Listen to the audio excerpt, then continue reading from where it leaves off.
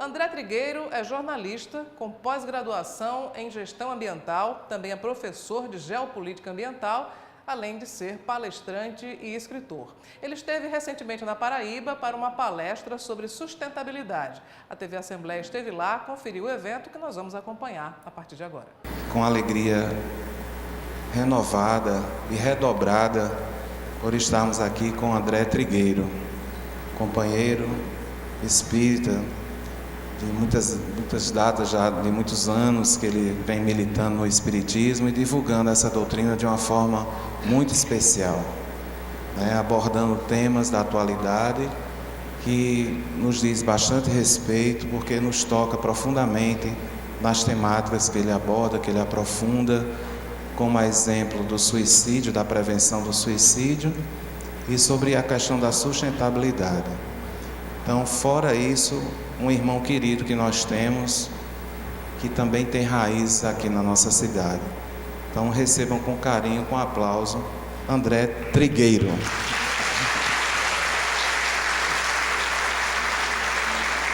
Gostaria de dizer que ele veio lançar aqui esses livros, né? Cidades e Soluções, que é o tema da tarde de hoje, que ele vai falar sobre o Evangelho da Sustentabilidade. Ele vai certamente abordar essa questão. Hoje de manhã, sim, Espiritismo e Ecologia, também está à disposição para aqueles que desejarem colaborar. Toda a renda é destinada ao trabalho do CVV. E também Viver é a melhor opção. Então é com muita alegria que nós recebemos o André e a Cláudia, que está aqui. Por favor, Cláudia, se levante para a gente conhecê-la, conhecer a nossa querida, porque...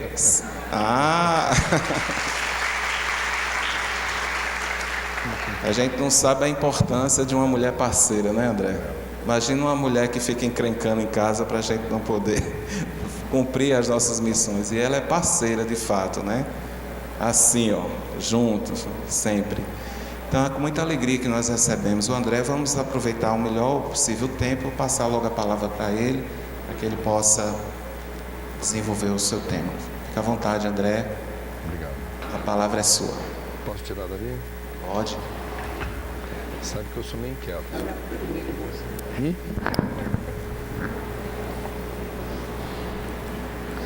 Boa tarde.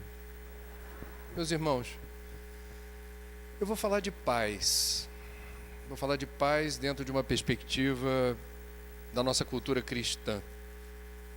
Jesus, quando disse, eu sou o caminho, a verdade e a vida, ele apontou numa direção em que o nosso destino precisaria ser a implantação do reino de Deus na terra, que obviamente precisa ser um reino de paz, a utopia da paz, a construção da cultura da paz é a missão do cristianismo.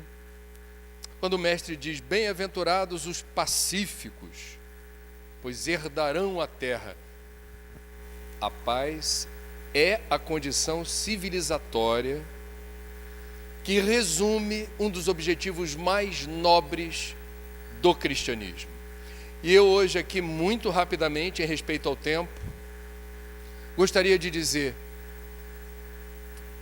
auxiliando na compreensão do que significa alcançar o objetivo da paz entre nós, que essa utopia da paz não será possível sem que a gente conjugue a esse trabalho de reforma íntima, de evolução moral e ética, de tolerância, de amor e de convivência, um quesito fundamental, que é a sustentabilidade. Não é possível imaginar a paz no mundo onde haja escassez de recursos naturais, não renováveis, fundamentais à vida. Num cenário de escassez, eu vou tentar demonstrar isso em poucas palavras, elevamos a tensão entre os povos na disputa pelos recursos que asseguram a vida. Revolução Francesa, aprendemos na escola o que foi. A Revolução Francesa, a deposição da realeza na França, A indignação crescente dos pobres atravessou séculos. Mas num determinado momento houve o estopim, o levante, a tomada da Bastilha. O que determinou o estopim? Muitos historiadores asseguram que nos anos que precederam a Revolução Francesa houve uma sucessão de episódios climáticos extremos, quais sejam episódios de seca, de estiagem gravíssimos, combinados caprichosamente com algumas tempestades, algumas inundações severas, que dizimaram as colheitas, a agricultura de subsistência. Agravou-se a fome na França. Como dizia o Betinho, sociólogo, Herbert de Souza, quem tem fome tem pressa. A fome foi o estopim da Revolução Francesa, e a fome agravada por circunstâncias climáticas. A guerra mais violenta do nosso século XXI ainda acontece na Síria. Mais de 500 mil de civis mortos, muitas crianças. Os historiadores têm o cuidado de reportar que a indignação com o regime do ditador Bashar al-Assad vem de longe.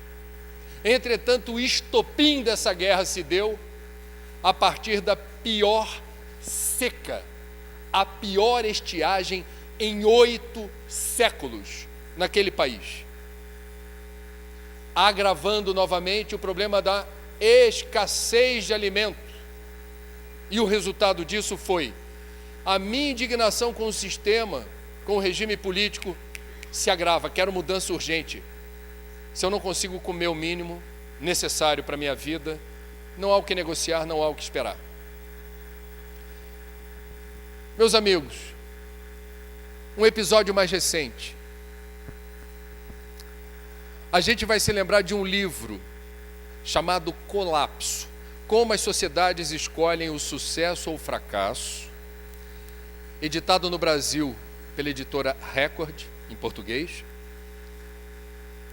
Quem escreveu foi um geógrafo americano chamado Jared Diamond, e ele caprichosamente conseguiu explicar o que era objeto de um mistério.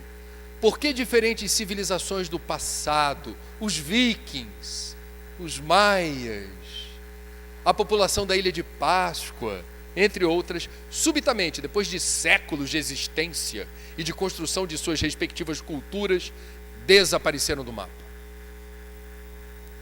E ele se apropriou das descobertas mais recentes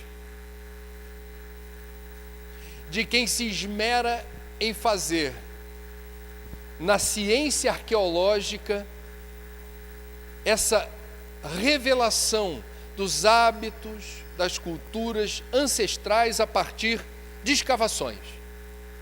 E você pega objetos, pega vestígios, aplica o teste do carbono, verifica a idade desses objetos e consegue contar uma história em ordem sequencial de eventos. É impressionante o nível de precisão da arqueologia para contar histórias do passado.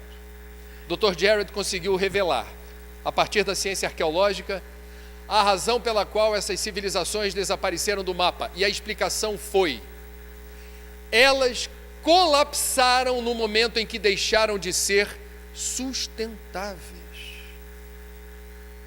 em que elas retiraram da natureza mais do que a natureza era capaz de repor,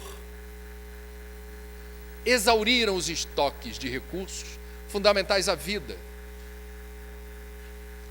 O caso que mais me impressiona no livro é o da Ilha de Páscoa, que nós conhecemos pelos moais, aquelas estátuas de pedra caprichosamente distribuídas ao longo dessa ilha, pequenininha. Esses moais sempre intrigaram os cientistas. São pedras pesadas. Como elas foram distribuídas pela ilha, se não havia tecnologia, tratores, guindastes, para fazer o deslocamento? Os arqueólogos conseguiram descobrir a razão. A tecnologia possível era retirar da florestinha de Páscoa árvores, troncos, que servissem para rolar os blocos de pedra na direção que lhe conviesse. Obviamente não sobrou floresta em Páscoa. E a destruição da florestinha de Páscoa determinou uma sucessão de eventos terríveis para aquela comunidade. Quais sejam?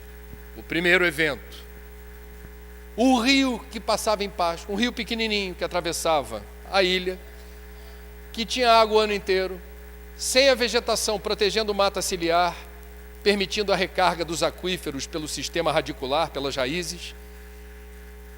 Esse rio que era perene passou a ser sazonal. Às vezes tem água, às vezes não tem. Um baque para a subsistência dos ilhéus. Outro probleminha, sem florestinha em Páscoa, as pragas das lavouras que ocorriam algumas vezes ao longo do ano e que eram combatidas pelos predadores que se refugiavam na floresta. Sem floresta, os predadores sumiram. E as pragas se tornaram devastadoras. Menos água, menos quilocalorias nas colheitas. A única fonte de proteína animal de quem mora numa ilha oceânica é o peixe. Só que o peixe não vem para a panela, eu tenho que pescar. Eu vou usar embarcações feitas de madeira. Se eu não tenho mais madeira, acabou o material de reposição. Eu não vou ter embarcação nova, eu vou ter dificuldade de consertar as embarcações avariadas. Houve um déficit na capacidade de Páscoa suprir e prover sua população do pescado. Em resumo, o sítio arqueológico vai mostrando a evolução dos acontecimentos, até que num dado momento se percebe o esgarçamento da ordem social, das leis, das regras de convivência. Os clãs, as famílias que conviviam em paz, devido à escassez do necessário, passaram a disputar de forma violenta os poucos recursos disponíveis para a sua subsistência. No Nordeste, eu sou filho de paraibano, tem um ditado conhecido que diz mais ou menos assim: farinha pouca, meu pirão primeiro. Sobrevém um período de luta, disputa fratricida. Jared Diamond, recorrendo aos arquivos arqueológicos, percebe que os ilhéus de Páscoa ressuscitaram uma tradição há muito abandonada do canibalismo.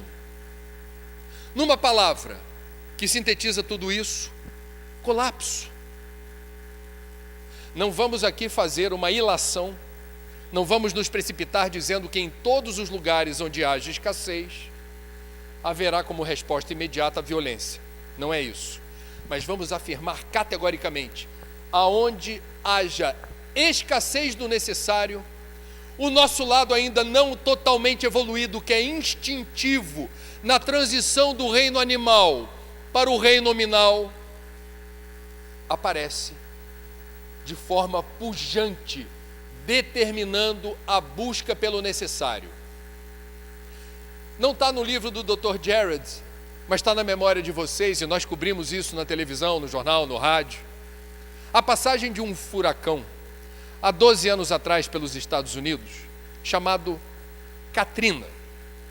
O Katrina fez história, furacão nível 5, que encaixou caprichosamente na parte mais pobre dos Estados Unidos. Furacão tem todo ano, como no Brasil tem carnaval todo ano. Americano não perde o sono por furacão. Aliás, brasileiro ia gostar de furacão.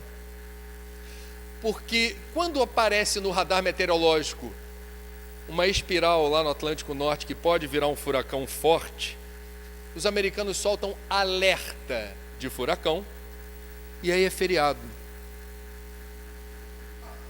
Bom, fecham escolas, fecham universidades, fecha Cabo Canaveral, parques da Disney, hotéis, shoppings, fecha tudo. No perímetro onde se espera que o furacão chegue com mais força, não é para ter gente circulando. Eles são treinados para isso, eles sabem.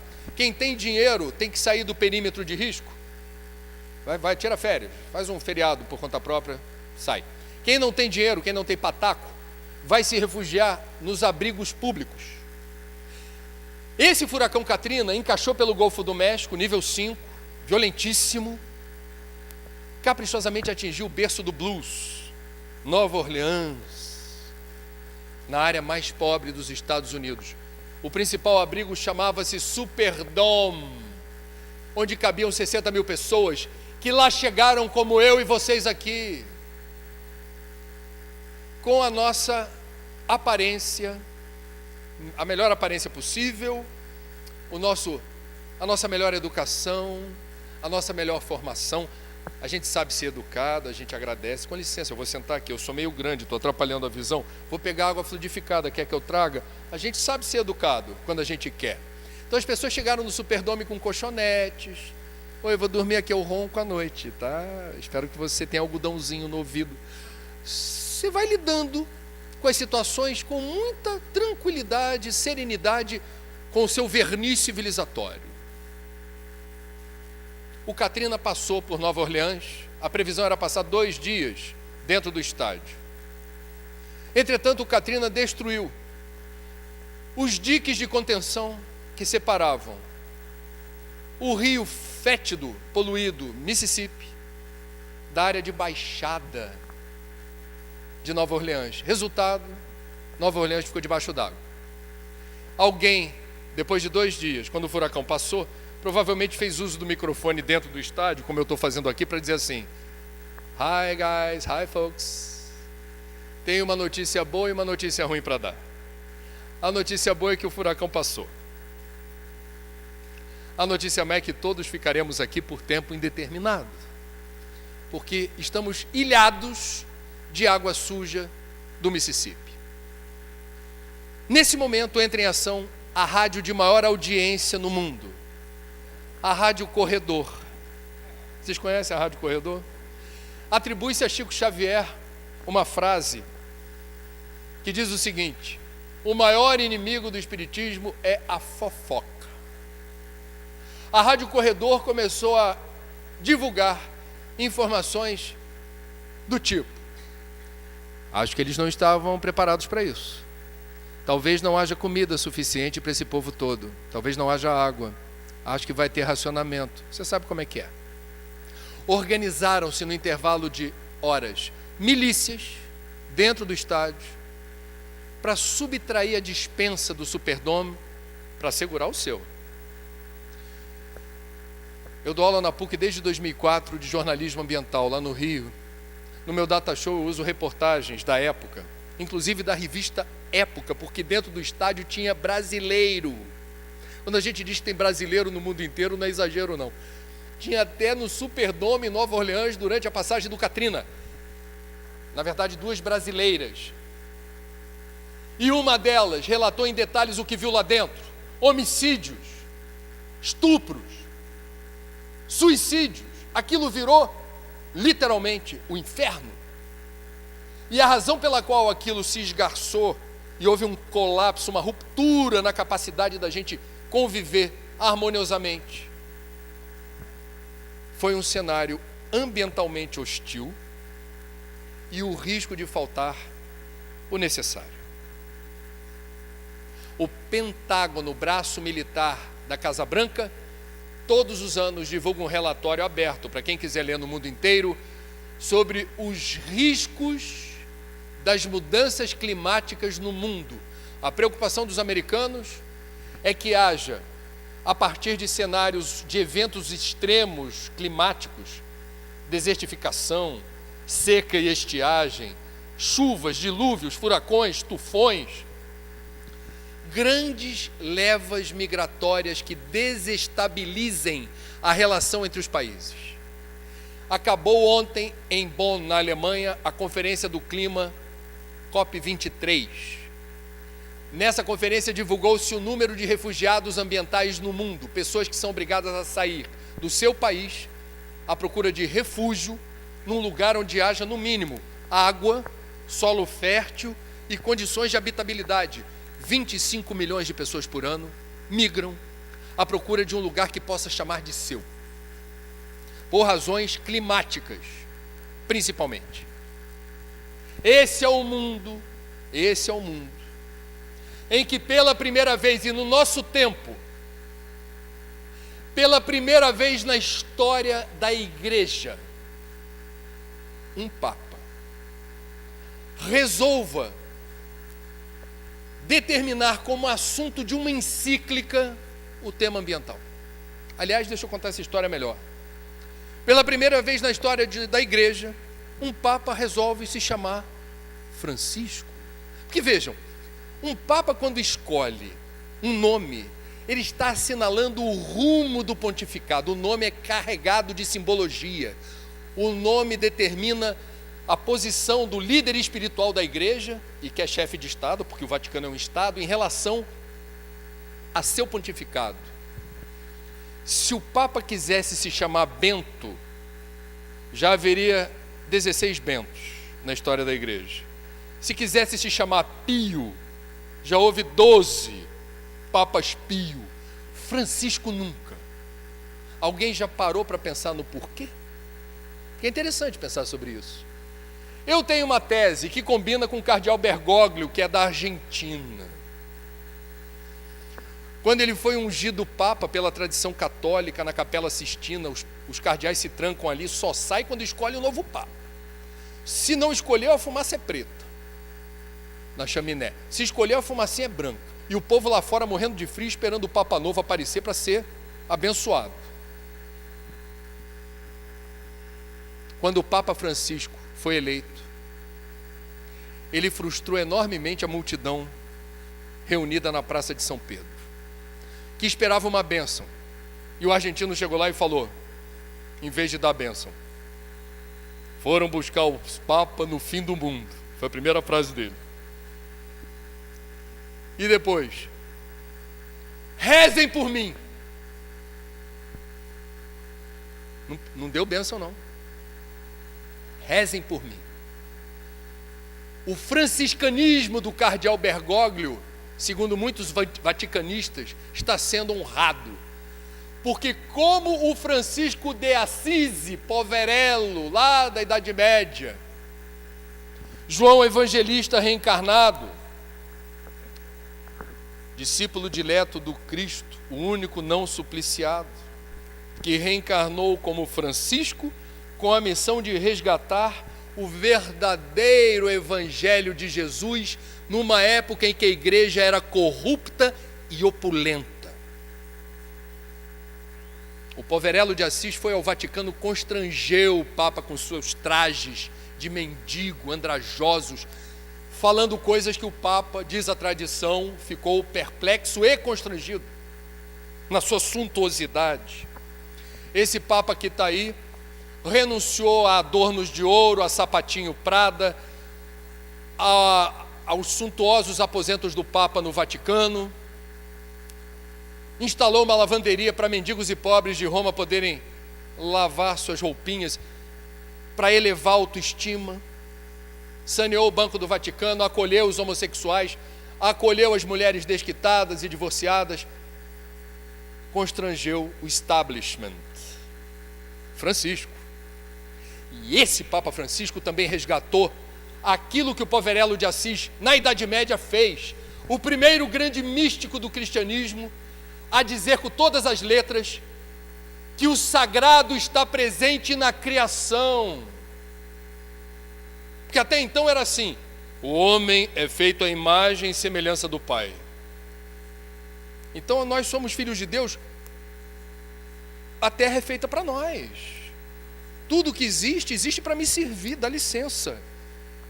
Não sou o dono do mundo, mas sou filho do dono. E vem Francisco e diz, bem-aventurado irmão Sol, bem-aventurada irmã Lua, conversa com o lobo, e faz a sua poesia, o Cântico das Criaturas, que empresta o nome à encíclica de Francisco, Laudato Si, louvado seja. E nessa encíclica ele resume o grito de alerta para o mundo, não apenas para os católicos, 1 bilhão de católicos, para o mundo inteiro,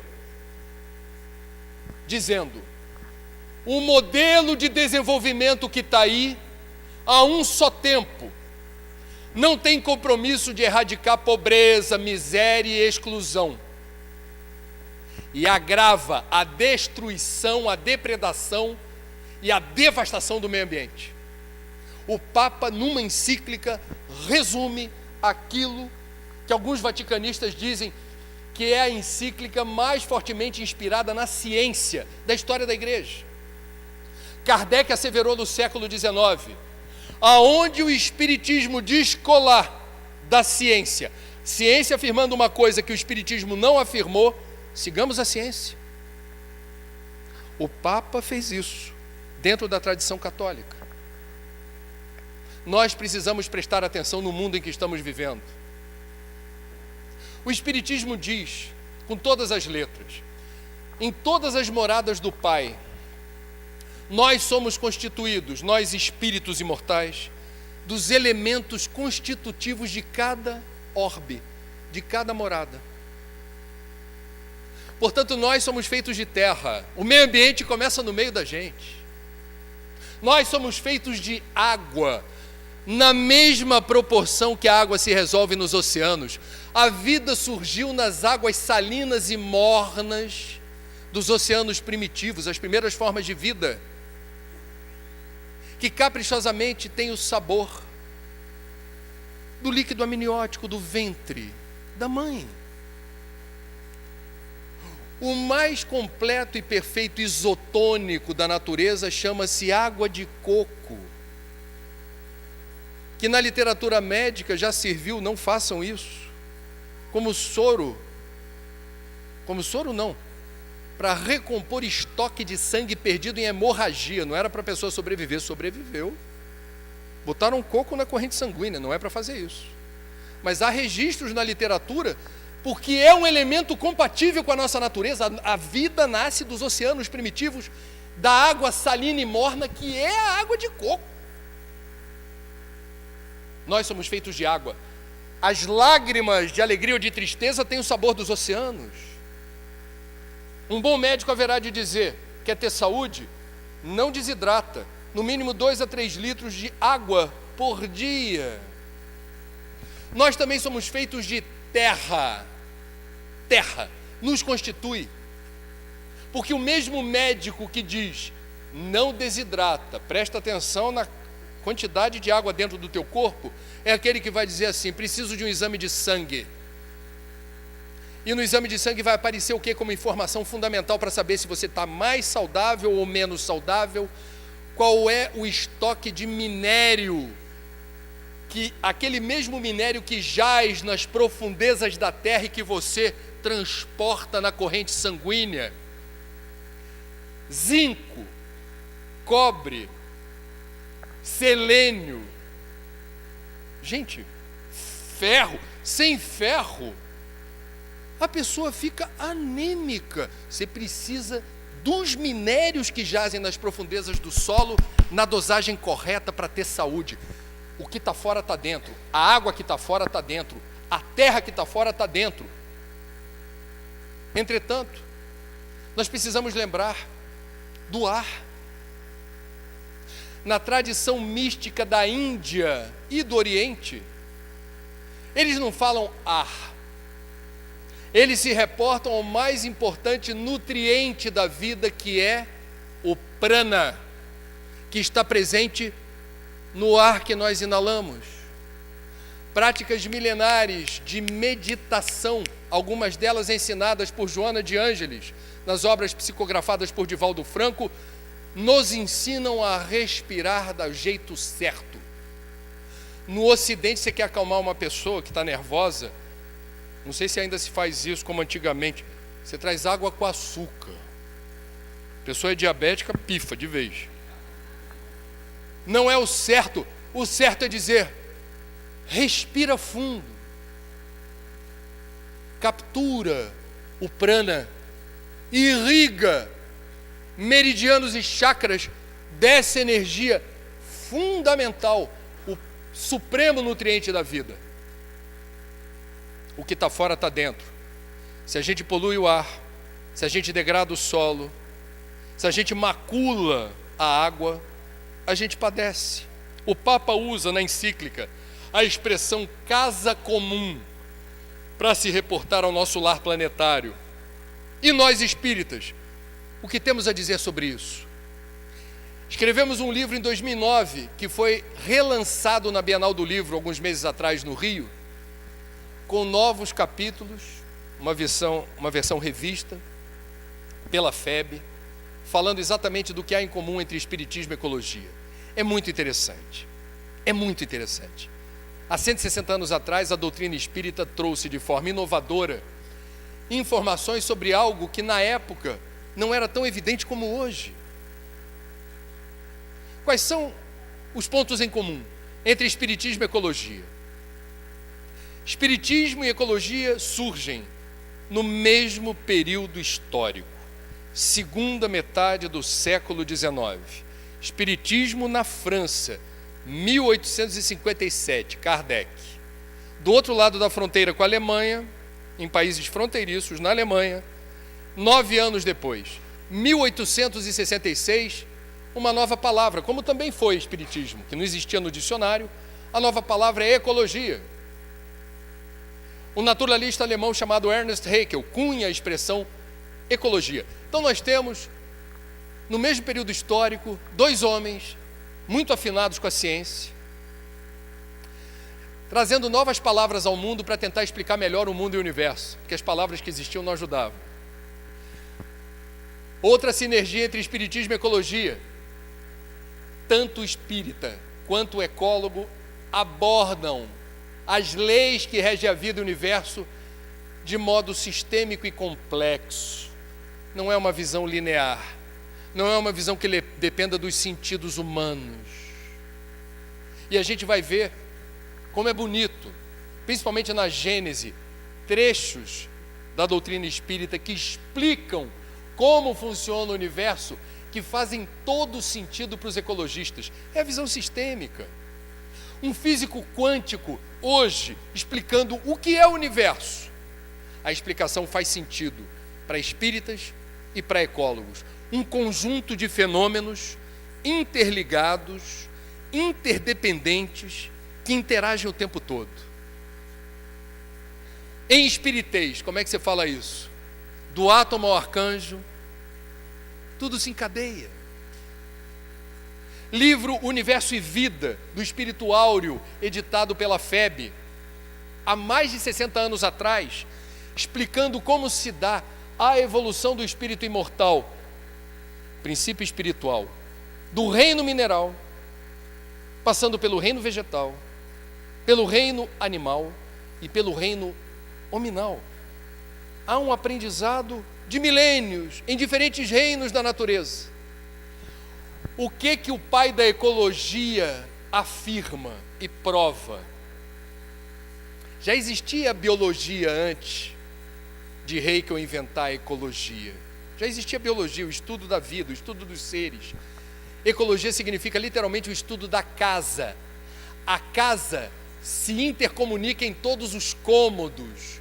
Há uma relação, portanto, de interdependência que precisa ser melhor compreendida para a gente lidar com a vida.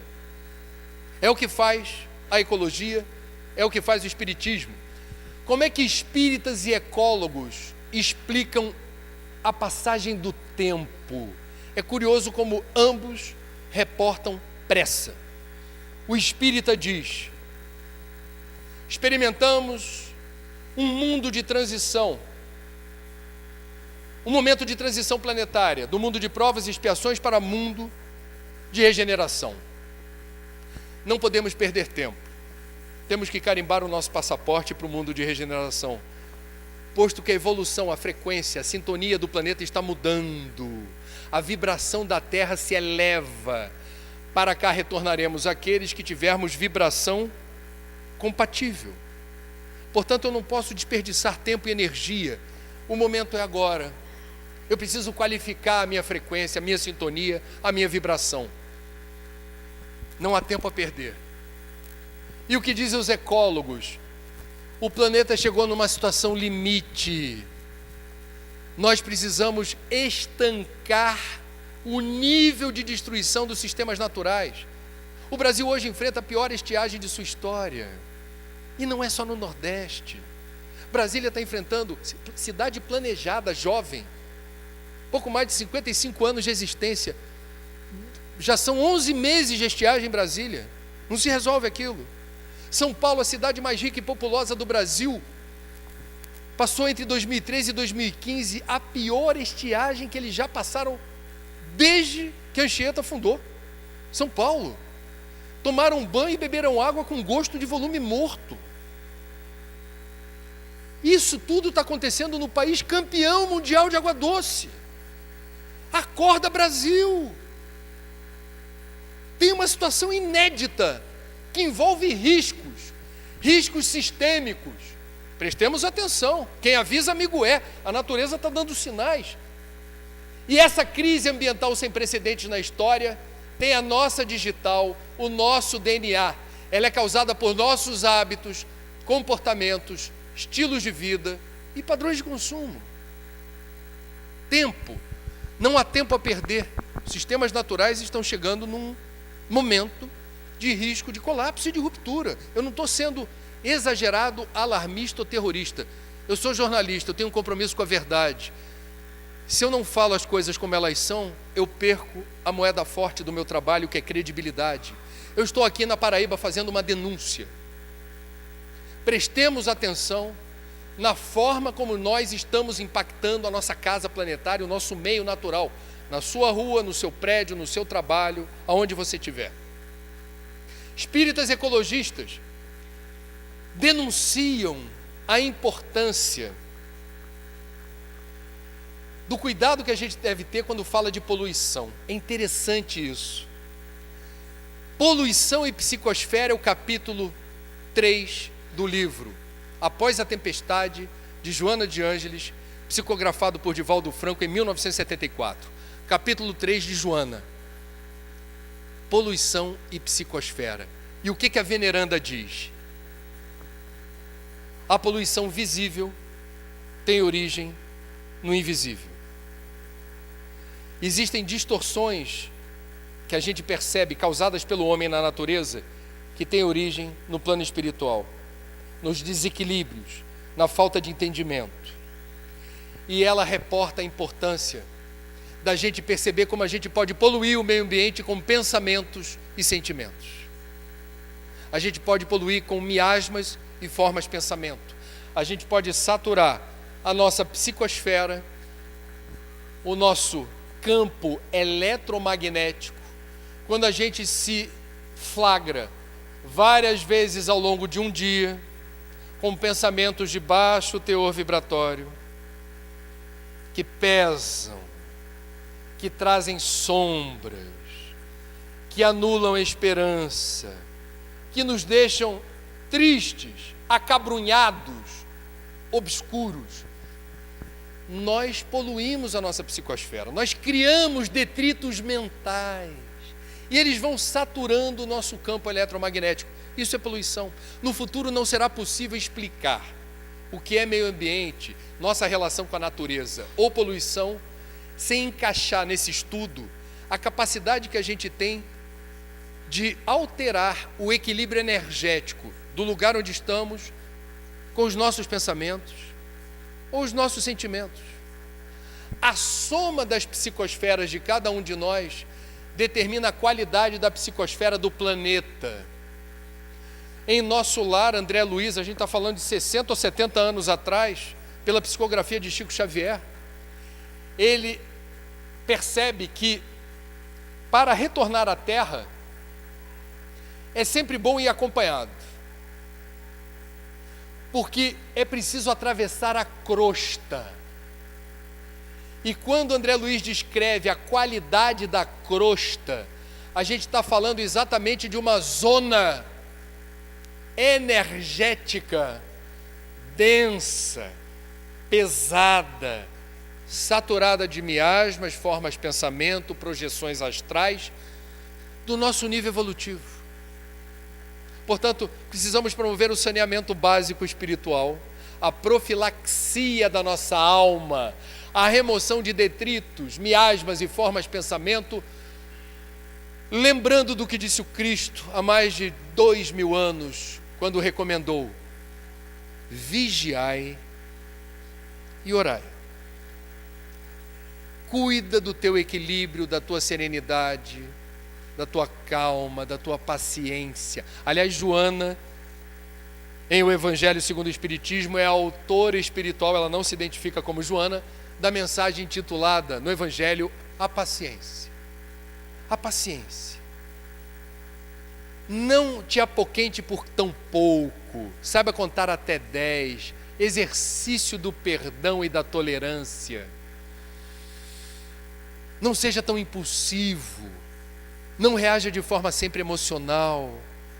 Tudo isso traz riscos para o nosso equilíbrio e satura a nossa psicosfera do que a gente não merece. Psicosfera saturada de detritos pode determinar menos otimismo, menos esperança, algumas neuroses, dificuldade de ver luz no fim do túnel, inapetência, episódios de insônia, estados depressivos, e isso pode evoluir para uma depressão. Por vezes a ideação suicida. Eu estou falando de meio ambiente. Eu estou falando da capacidade que a gente tem de poluir o nosso campo eletromagnético. Eu não estou falando nada. Joana de Ângeles, no livro Após a Tempestade, eu quando escrevi Espiritismo e Ecologia, pedi licença, a Joana falou, vou pegar o nome daquele capítulo, mas vou acreditar a senhora. Genial. Releiam. É lindo. É didático. Está no livro também. Espíritas, quando falam de poluição, estão falando da poluição no campo mental, no campo emocional. Ecologistas, quando falam de poluição, falam da poluição visível e mensurável, do solo, da água, do ar. E os dois gêneros de poluição se comunicam, porque Joana diz, não é possível imaginar que uma pessoa em equilíbrio, de forma serena, seja capaz de denegrir e depredar a nossa casa planetária com tanta facilidade. Aliás, na área ambiental é interessante. Quando você vira alguém dizendo, o que eu faço com esse lixo? Alguém haverá de responder, joga lá fora. Do ponto de vista espírita, não existe lá fora. Vou repetir. Do ponto de vista espírita, não existe lá fora. Casa planetária, a nossa morada no universo. Nós não somos passageiros de uma nave azul chamada Terra, nós somos tripulantes. Passageiro senta na poltrona e relaxa, e fica cobrando da comissário de bordo, apertando o botãozinho chamando a aeromoça. Paguei passagem e estou esperando a viagem acabar. Não é o nosso caso. Nós somos tripulantes. Tripulante faz parte do planejamento e da execução do plano de voo. Vós sois deuses. Vós sois deuses. Cada um de nós tem a sua cota de responsabilidade na gestão do bem comum. Não sei como é em João Pessoa, mas no Rio de Janeiro, até um tempo atrás, quem era dono de cachorro, e o cachorro ia para a rua fazer o servicinho, o dono do cachorro, quando o cachorro fazia o número 2, antigamente, olhava para o outro lado, sentia a tensão na coleira ali, passou, fui. Deixava o que não era para deixar. Numa época, graças a Deus, no Rio de Janeiro mudou isso, mudou mesmo. Em João Pessoa não sei. Mudou? Graças a Deus. Espero que sim. Se não mudou, dá uma dura no dono do cachorro. Sabe por quê? Antigamente, o conceito de rua era típico de mundo de provas e expiações. Rua é lugar de ninguém. Só que no mundo de regeneração, rua é lugar de todos. Hashtag outra coisa. Então, se é para fazer o número 2 na rua, leva um saquinho plástico, leva um jornal e remova o que não pertence à rua, que é lugar de todos. Espíritas ecologistas denunciam, e me perdoem a franqueza porque eu preciso falar sobre isso rápido, as mazelas do consumismo. A época de Kardec não tinha shopping center. Não existia a palavra marketing. Não tinha Black Friday. A época de Kardec não se ensinava publicidade na universidade. Entretanto, o codificador entendeu que seria muito relevante abrir espaço na doutrina para denunciar o consumismo. Antes de falar de espiritismo, qual é o discurso dos ambientalistas em relação ao consumismo? O consumo favorece a vida, a gente precisa consumir para viver. Ninguém tem que ter culpa de consumir. Quando você agrega o sufixo ismo, você está falando de consumismo, que é algo que alude a excesso, alude a desperdício, o que se compra sem necessidade. Eu levo e acumulo, eu acumulo bens e posses. Tudo que se compra, sapato, calça, relógio, celular, carro, roupa, sapato, meia, edredom, o que se seja. Tudo que se compra é feito de quê? Pedacinho de natureza, que eu vou resumir em 3 categorias. Tudo tem água, tudo tem matéria-prima, é feito de alguma coisa que eu tirei da natureza para fazer, e para combinar os elementos eu preciso de energia. Água, matéria-prima, energia. Tudo que você compra é feito de pedacinho de natureza. Água, matéria-prima, energia. O planeta é um só. Os recursos são finitos. Sabendo usar, não vai faltar. Onde há excesso, haverá escassez. O cobertor é curto. Não há planeta suficiente. Isso foi Gandhi quem falou. O planeta é suficiente, a Terra, disse Gandhi. Mensageiro da paz, hein? Eu comecei falando de paz. Gandhi. A Terra é suficiente para atender às necessidades de todos os homens, mas não a ganância de todos os homens.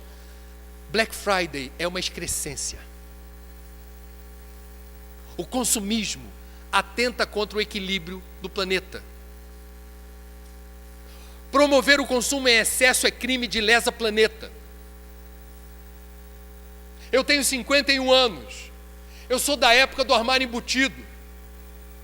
Quem procurava casa ou apartamento achava legal encontrar um imóvel que tivesse um buraco na parede para colocar lá tudo o que precisava, roupa, sapato.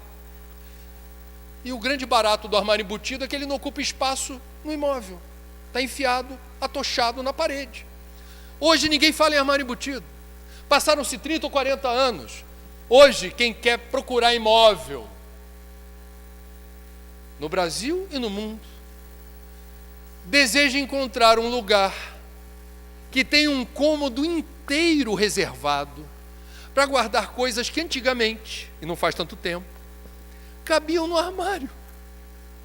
Eu vou pedir para o coro da federação aqui, na minha contagem regressiva, proferir a palavra, o mantra da sociedade de consumo. Eu só vou dar uma pista, um spoiler. É em inglês, que empresta nome a esse cômodo, ok? 3, 2, 1. A vibração caiu, você viu? Percebeu? Sentiu? Deu uma despencada. Natal está chegando, fica ligado. Olha só, o que é o closet? É um ambiente que, para ser chamado de closet, precisa de investimento. Precisa de espelhos. Para você ter a visão frontal, a visão lateral. De cima, os excêntricos gostam da visão de baixo. Você está quase numa discoteca. Só isso? Não, um closet de verdade. Isso não tinha na época do Kardec, não. Um closet de verdade precisa ter luz. Quanta luz. Diferentes tipos de luz.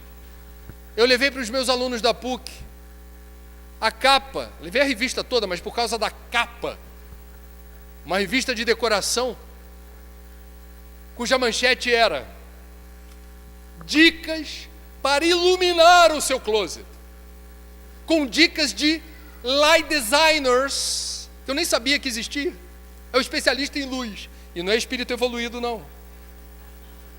Light designer. Então você quer uma luz igual a dos filmes bíblicos, feixes que vêm do céu, atravessam o espaço do seu cômodo e alcançam pilhas de edredons multicoloridos. Você mora em João Pessoa? Como assim? Aí você vai perguntar, Marco, para o teu amigo, desculpa, não tenho nada a ver com isso. Você mora sozinho e tem 5 edredons? Moramos em João Pessoa. Como assim?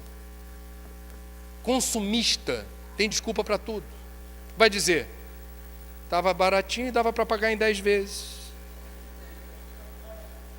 Mudança climática, vai que um dia a gente pega um inverno rigoroso. Vai que um dia minha família friorenta vem para cá, no inverno. Tem desculpa para tudo. O consumista é um predador, porque ele agrava o desequilíbrio dos ecossistemas, retirando mais do que precisa das águas, do solo, dos minérios, dos vegetais, da energia. Agrava emissões de gases de estufa. Eu estou reforçando isso porque o Black Friday está chegando. E eu quero tirar o feitiço da publicidade, que em 30 segundos apenas, não precisa mais do que isso, inocula em vocês, em mim, um desejo que não existia, de consumo, do não necessário. Isso é magia negra. Diz um professor de comunicação social, dublê de psiquiatra lá do Rio, Evandro Ourix, ele provoca, diz, isso é magia. Publicitário manipula som, imagem e arquétipos. A publicidade do século XXI estuda neurociência, para saber aonde nasce o desejo. Por que você escolhe vermelho em vez de amarelo? Por que você prefere este carro em relação àquele? Eles querem ir na fonte do desejo, para fazer a gente de cobaia e marionete. Isso não é ético, isso não é justo. Os ecologistas estão dizendo, não há planeta suficiente para suportar um estilo de vida compatível com a classe média dos Estados Unidos ou da Europa. Não há planeta suficiente para todo chinês ter carro ou comer carne todo dia. Isso não é religião, isso é ciência. Ou a gente corrige o nosso estilo de vida, ou não haverá planeta suficiente para suportar hábitos, comportamentos e uma cultura insustentável. E a resultante disso é o colapso. O que diz o Espiritismo? Uma das leis morais do Livro dos Espíritos é a lei de conservação. Releiam. Kardec se deu o trabalho, em 1857, a abrir a retranca de um capítulo que ele elegeu como necessário e supérfluo. Século XIX. A gente precisa pensar no que é necessário e no que é supérfluo. É uma demanda do nosso tempo. Embora Kardec já nos auxilie há 160 anos a refletir sobre isso. Lei de conservação. Favorece a vida. A pergunta, que é a minha favorita, desse capítulo da lei de conservação, é quando Kardec indaga a espiritualidade nos seguintes termos: por que a Terra nem sempre oferece ao homem o necessário? É uma pergunta intrigante, porque à época de Kardec havia apenas 1 bilhão de encarnados, hoje são mais de 7 bilhões. A Terra naquela época oferecia o suficiente para a maioria dos terráqueos encarnados. Em certa medida é uma pergunta profética, traz uma questão que não era do tempo de Kardec, mas faz sentido hoje. Porque a Terra nem sempre oferece ao homem o necessário. A resposta da espiritualidade é linda, é a pergunta 507. É linda. E diz o seguinte, a resposta: a Terra ofereceria ao homem sempre o necessário. Se com o necessário soubesse o homem contentar-se. Quem paga o meu salário na televisão, no rádio, no jornal, é a publicidade. Eu estou falando isso há 30 anos, nunca fui demitido. Ainda. Porque o que eu estou falando está embasado em ciência. Como Kardec, quando falou, usou fontes fidedignas. Como o Papa, quando fez a encíclica, usou ciência. Quem avisa amigo é, o alerta está dado. A gente participou do Congresso Mundial de Espiritismo em Portugal ano passado. E no congresso, eu brinquei com os amigos portugueses. Eu falei assim: aqui em Portugal existe a lei do inquilinato. Quem aqui paga aluguel? Eles não usam a palavra aluguel, eles usam uma outra. Eu não estou lembrando qual é, mas eles entenderam. E eu expliquei para eles o que me parece ser a lei do inquilinato espiritual. Quem aqui mora de aluguel sabe, antes de ocupar o imóvel, você assina um contrato de locação. O dono do imóvel precisa dizer para você que vai ocupar o espaço dele o seguinte: pode vir. Mas nos termos do contrato, durante a sua permanência no meu imóvel, qualquer mudança que você queira fazer tem que reportar a mim. Tem que ser benfeitoria, tem que ser mudança para melhor. E se fizer uma mudança para pior, eu já fotografei todos os cômodos, portas, janelas, tudo que eu estou deixando. Se houver qualquer avaria, você paga por isso. É o meu contrato de locação. Você não pode entregar o meu imóvel pior do que eu estou dando para você. O que o Espiritismo nos ensina? Nós, e quem não acordou para isso, se liga na missão. Não somos donos de nada nesse mundo. Você não é dono sequer do seu corpo. Ele lhe foi confiado por empréstimo para ser uma ferramenta em mais uma jornada evolutiva numa encarnação. O corpo fica. Você não leva o teu corpo. Enquanto você usa, é teu por empréstimo. Quando o corpo perece, fica. Você vai com a soma dos seus sentimentos e dos seus pensamentos. Isso é a sua essência. Isso te acompanha. Aquilo que você tem no banco, suas aplicações, o que aparece no seu testamento, o seu imóvel, o seu carro, nada disso te pertence. Ah, mas meu nome está lá. Nem o teu nome te pertence, filho. Desculpa, é mais um nome. Hoje você é Ana, Luciana, Cláudio, José. Hoje. Daqui a pouco você não é mais José, Cláudio, Ana. Você é um espírito imortal. E eu disse para os portugueses: o que é a lei do inquilinato espiritual? Nós estamos aqui de passagem. Esta é a nossa casa planetária. É a morada do Pai que nos abriga hoje. Está no contrato.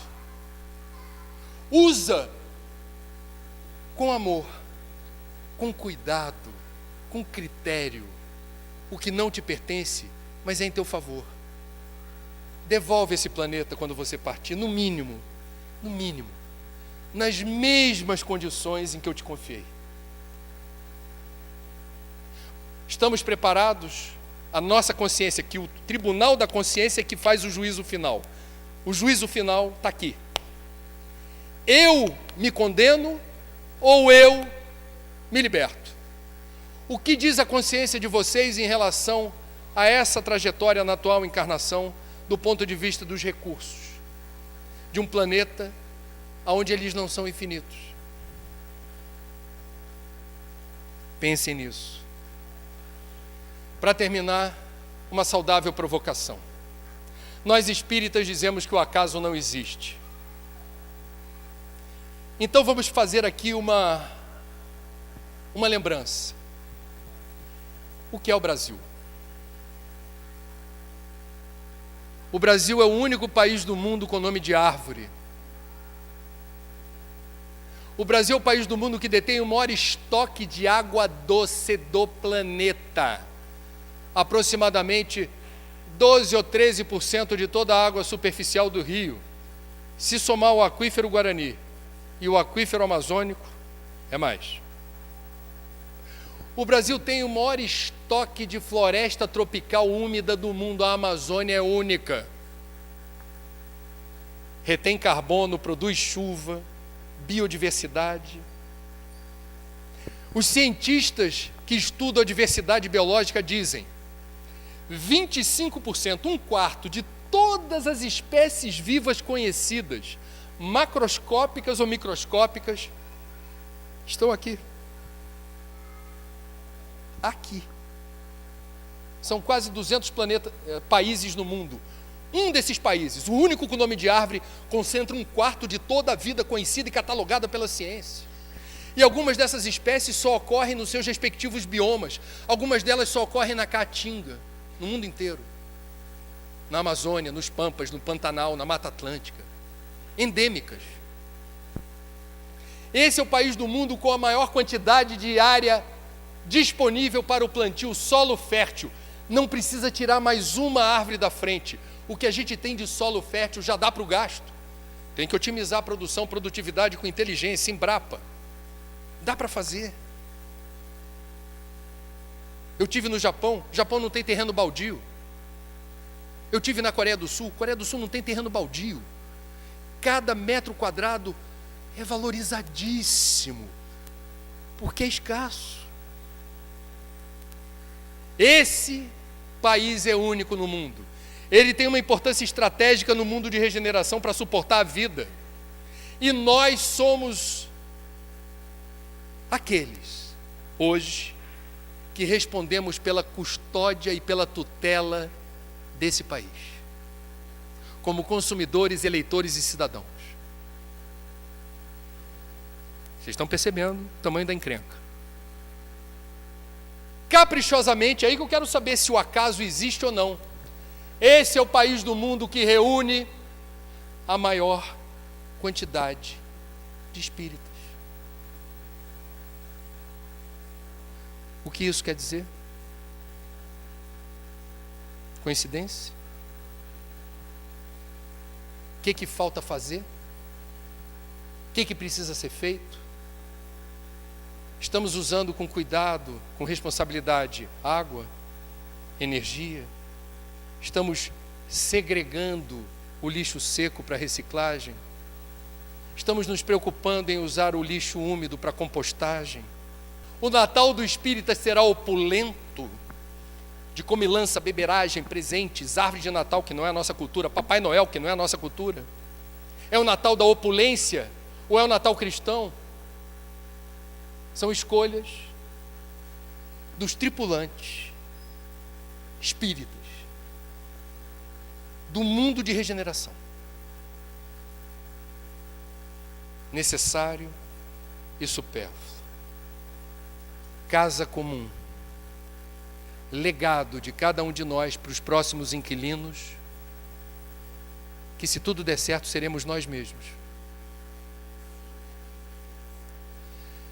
Lembrando que todos os 3 livros que nós trouxemos aqui, com muito carinho, têm 100% dos recursos, 100% dos recursos, tudo que for pago por eles, ficará na mão dos voluntários da mantenedora do posto CVV de Campina Grande, que estão aqui embaixo.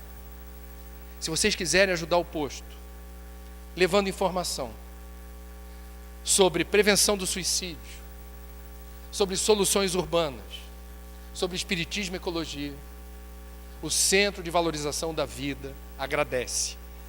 Instituição criada em 1962, filantrópica, voluntária, sem vinculação política ou religiosa, que realiza gratuitamente um serviço urgente de apoio emocional, de valorização da vida e de prevenção do suicídio. Obrigado, Paraíba. Um prazer estar aqui com vocês.